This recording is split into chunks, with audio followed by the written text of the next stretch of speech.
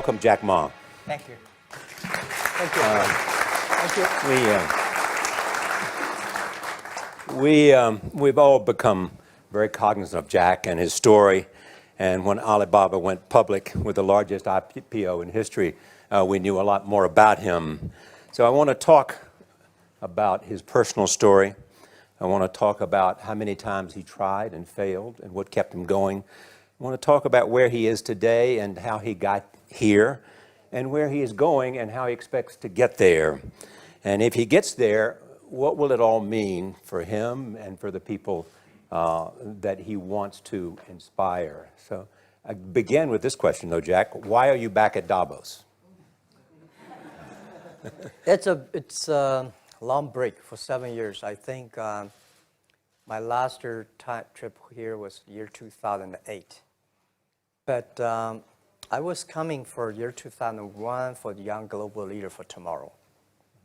And remember, I never heard about the Davos when I came.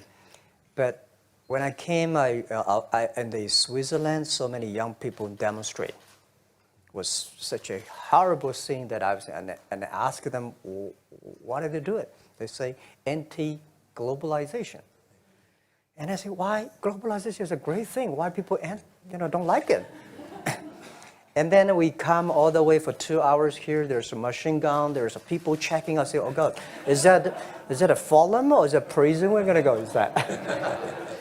But when I joined the forum at the Young Global Leader, I was thrilled by so many ideas. For the first 3-4 years, I learned what does the globalization mean? What does the corporate citizenship mean? What about social responsibility mean? All these new ideas, and I see so many great leaders talking about leadership, and I benefit a lot.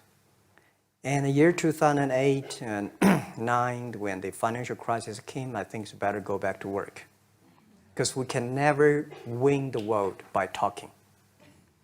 So go back, spend 7 years. Now I come back, I think it's time to do something return. Because I learned so much. Let's talk 12 years ago. So why I should not talking to the young global leader of today, sharing with them how we've gone through. Okay. So that was the thing. Let's start with where you are today. Just how big is Alibaba?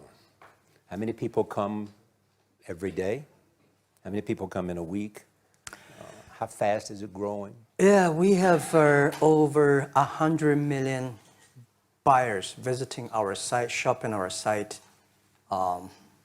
every day.